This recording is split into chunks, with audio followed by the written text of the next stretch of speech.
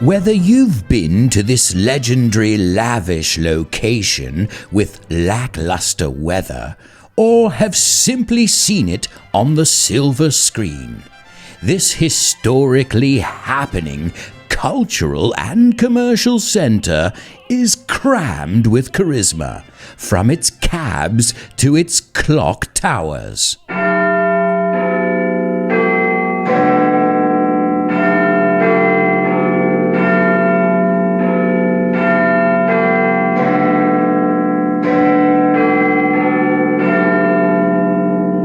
Pick up a pint, mate, and join me as we peruse lively London on this week's episode of FYI. Welcome to For Your Info. En inglés. You got it.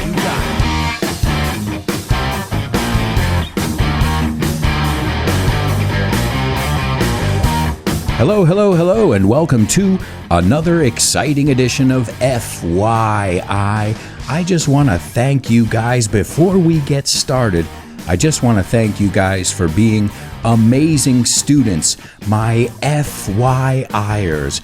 I've got nothing but love for you, as we say in English. Solo tengo cariño para vosotros. Thank you so much for choosing to learn English with me every week as we discover a fascinating topic. And remember, if you guys have any suggestions, anything you'd like to hear about, let me know. Remember, you can find me on social media, or you can just go to my website, albertoalonso.com, and you can find links to everything. But remember, this show is for you guys, so make sure you tell me the different topics you'd like me to tackle. And there we go with our alliteration already. Let's start with our intro, which is usually chock full of alliteration, repleto de. I started out by saying whether you've been to this legendary, lavish location. Now, whether is a homophone. It sounds the same as el tiempo, but whether is si or independientemente, I think, in this case. So whether you've been to this legendary, lavish location. I think legendary is quite easy. And the word lavish is extravagant, luxurious, abundant. That's a really strong word, the word lavish. And the word location is ubicación. And then I said it had lackluster weather. Now, lackluster is a word that we learned in our Shakespeare episode. But if you think about it, it makes total sense. It lacks luster. Le falta brillo. Está apagado. And that's what we usually think about when we think about the weather in London. But we're going to see that that's a misconception. We're going to learn a lot about London and its lackluster weather. Most of us have simply seen it on the silver screen. And look at all the S's there. Lo has visto en la pantalla grande. I said this historically happening cultural and commercial center. Now, happening is que está de moda. Think about it. There's a lot happening. There's a lot going on. And obviously, even if you like London or you loathe London, lo detestas, there's no doubt that it's a cultural and commercial center. And it's crammed with charisma. And if something is crammed with something, it is full of it, like no more fits. To cram is apiñar, embutir. In English, it means putting a lot of stuff in a small space. It's also a word we use when we're studying for an exam. If you put it off till the last minute, you have to cram for the exam. From its cabs, sus taxis, which we're going to talk about these cabs. We're going to talk about the tube, because we can talk about London without talking about these. And then it's clock tower. And we'll find out that the clock tower is not called Big Ben, as we thought it was. Well, it's a technicality, but we'll get into that a little bit later. Oh, and by the way, the bells you heard are the real bells from the Big Ben clock.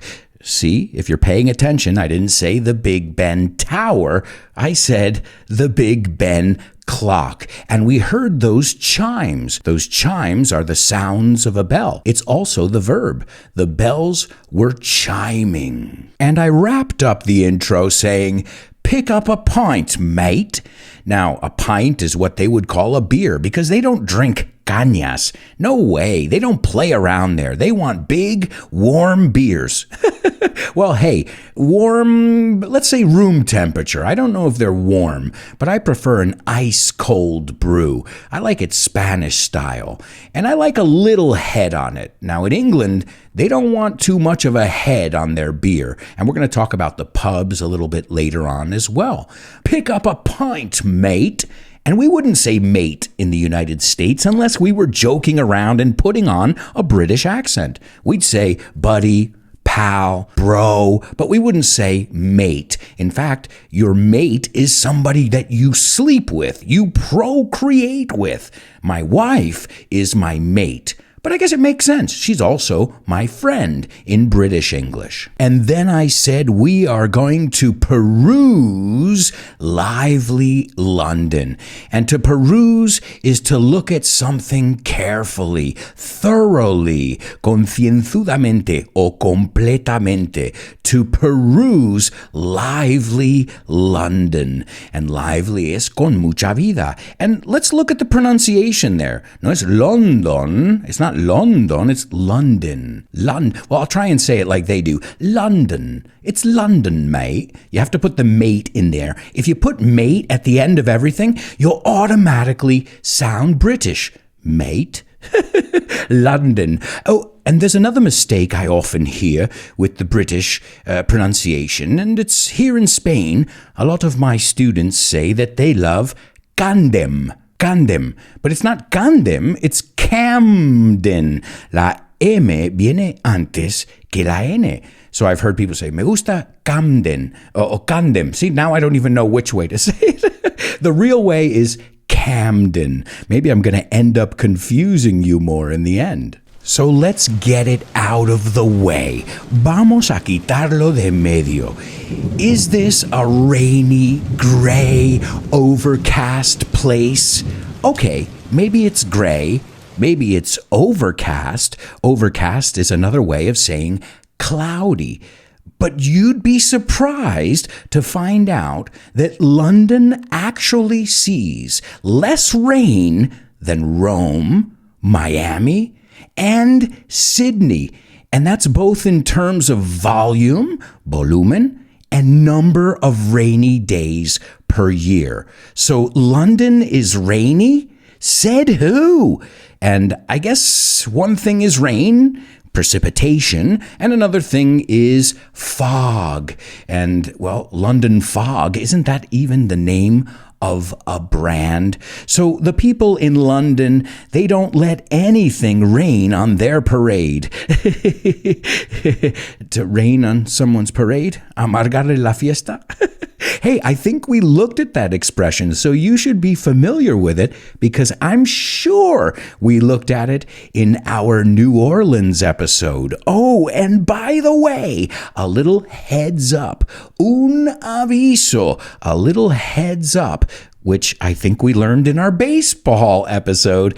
Well, I'm releasing a lot of the bonus episodes from Season 2 as we are wrapping Season 3. Well, I decided Season 2, some of the episodes will become available. So what do you have to do? Well, you can either follow me on social media and you'll get a link, or wherever you get your podcasts, subscribe to this podcast. Now, if you want to get the bonus audio every week with PDF documents with all the vocabulary, the expressions, and everything we look at, plus you can even get review classes with me every week where we review key vocabulary, expressions, and structures from each episode from each topic. And you can even be a part of our monthly masterclass. So there are tons of options available. You can check them all out at patreon.com/Alberto Alonso. And while we're on the subject of Patreon, I want to send a shout out to all my amazing patrons. What a pleasure. Keep up the great work. And I'll send a special shout out to my super duper students, Javier, Roberto, David, Jose Maria, Mila, Alex, Patricio, and Edgar. And don't forget about my interstellar students, Isa, Paco, Diego, and Carmen. Keep up the great work. You guys are out of this world. Sois extraordinarios. You are out of this world. Keep it up. And if you want more information or you want a free sample, send me a message and I would be happy to oblige. Now, oblige no es obligarte. This is a false friend. Que cumpliré. I'll give you a free sample. All you have to do is contact me. So let's get back into today's topic, which is London. Now, let's talk about something here. If I told you that the smallest city in England is London, you would tell me I'm wrong. You would tell me I'm nuts. But it depends on what you consider London, because there's a place called London City, and then there's the greater London region. It's like, if you look at New York City, that's Brooklyn, the Bronx, Queens. But if you're just talking about Manhattan, it's just that island, that borough, as we call them there. But the city of London, many of you have probably flown to the airport. It's smack dab in the center of Greater London. And it's only about 1 mile square, o sea, 1 kilómetro cuadrado. It has a population of around 7,500 residents. You're thinking, what? Well, consider it like its own city inside of a city. In fact, some people will say it's more powerful than the rest of London because that's where the banks are, the stock exchange. And we're going to talk about that in the bonus part of today's show. We're going to talk about some of the conspiracies. Obviously, there's a lot of power in London. So we're going to talk about some of the dark side and, all of those interesting things that we like to look at because it's not all rainbows and unicorns, but there is a city inside of a city, and it's called the City of London. So that's a good trivia question. But London, Greater London, what we usually mean when we refer to London, that has a population of around 9 million residents. But again, we'll get into the many secrets, I should say, in London, because any place with that much history is gonna have a lot of dark secrets, and that's interesting. But we'll take a look at that in the bonus part. Another thing London is known for is its diversity, not just its cultural diversity, but also the food, the entertainment. It is a city where you can hear any language in the world. They say there are over 300 languages spoken in London. So chances are you'll probably hear your own language on the streets of London. Think about it. How many Spanish people do you know who called London home, at least for a semester or a year or two? Another interesting fact is that London is a lush city, and lush means very green. I think you say frondoso. I know what you're thinking. London? Lush? I know there are some beautiful squares and parks, but they have so much greenery, so many green spaces that due to the density of trees in London, it has enough trees per square mile to qualify it as a forest. Well, according to the United Nations, London is a forest. That's pretty crazy. I've been to cities such as German cities, Frankfurt, that are very, very lush and very, very green. And you know that. I mean, you think about it when you know their temperature, the climate, but you would never think that London was such a lush city. Oh, and speaking of lush cities, the word lush also means alcoholic. And as I said, we'll talk about drinking our way around London as well, because there are legendary watering holes. And a watering hole is a place where you drink, a bar or a pub. But before we go to the pub and have a few pints, we need to have a bit of a history lesson. Now, some people say that London was built from the Romans around the year 50 AD. Those Romans, they are involved in everything. Well, at least they were. But the origin of the name is a bit puzzling. A bit puzzling is confusing. That's right. Now, during history, the city of London had many different names. One of those was Londonium. Another was Ludenwick. Another, Ludenberg. But the most accepted version of the etymology of London, of where it gets its name from, is that it has derived from the old Celtic word Londonius, which means to be bold. That's right, to be bold, audaz, atrevido. And I think that's probably the most believable story, because it's a word that often defines Londoners. They are bold people. They are not afraid to share their opinion. But we couldn't talk about London without talking about some of the sights. Remember, we generally don't say to make tourism or to do tourism. We say to go sightseeing. So what are some of the sights? Well, you could literally spend a month. You could spend a year in London and do something different every day and night. Now, of course, you'll need a huge bank account, because it's not necessarily a cheap city, is it? But what was that Big Ben nonsense that I said before? I said, actually, I was being pedantic. It's not called Big Ben. That tower is not called Big Ben. Well, everybody thinks it is, but it's not the name of the tower. It's actually the name of the clock that's in the tower. And you know what I gotta say? Okay, come on. That's a technicality. You should call the clock and the tower the same thing. I mean, even locals say Big Ben Tower.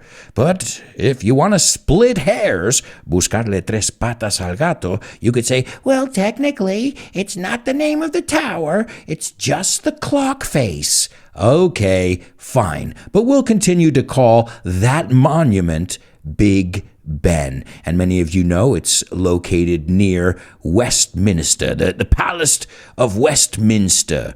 And you want to know something? The British royal family isn't as British as you would think. They're German.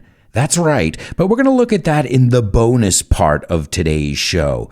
And along with all the sights in London, we said Big Ben, obviously you've got Piccadilly, you could get lost just shopping and having coffee on the streets of Camden Town, or perhaps go buy a book where Hugh Grant was, you know, those ritzy areas, Notting Hill, I believe. In fact, I've seen some of my students call it Nothing Hill. It's not nothing, it's Notting Hill. Well, it's no wonder real estate is expensive there. There's so many sights to see, so much to do. There are over 170 museums in London. The National Gallery, the British Library, the British Museum, which has been in the papers recently for some controversy. Well, it's not really controversy. It's people saying, we want our stuff back. When you guys came and conquered the world, you took our stuff, and those are our relics. So you're seeing a lot of countries saying, yeah, it's great that it's in your museum, but that is not a British artifact, and that does not belong to you. Son cosas de imperio.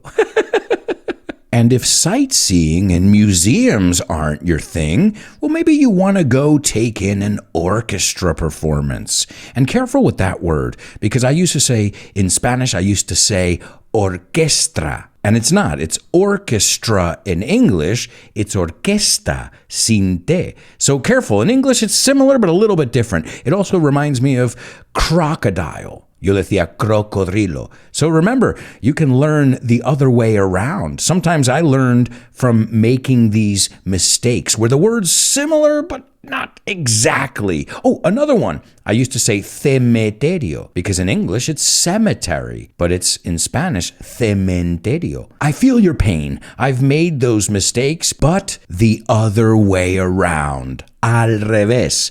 So if orchestras are your thing, like my daughter, she loves orchestras. We put on some performances here at home.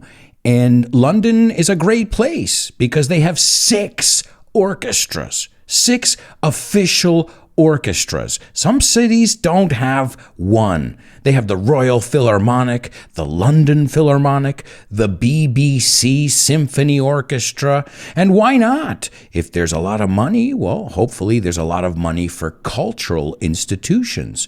They also have 6 ravens. What? Well, yeah, 6 orchestras, 6 ravens. And what is a raven? Well, it's a famous story by Edgar Allan Poe, but it's another way of saying cuervo, which is a crow, a raven. And there are 6 ravens that are located in the Tower of London. And it's a superstitious thing. They believe that as long as there are 6 ravens living in that tower, the tower will not fall. So as modern as British people may be, we could say they are still traditional folks, gente tradicional. And speaking of birds, Trafalgar Square. That place is for the birds. For the birds es lo peor.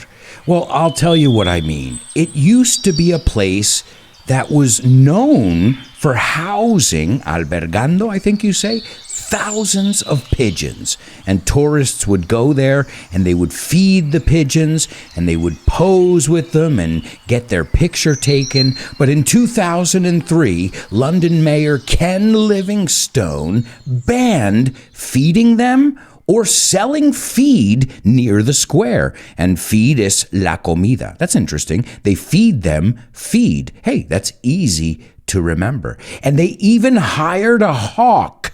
I don't know how you hire a hawk, but they had a hawk there to chase them away, espantarlos. So that's why I said it's for the birds. Es lo peor, or at least it used to be. A modern symbol of London is the London Eye, that big Ferris wheel that's right on the river.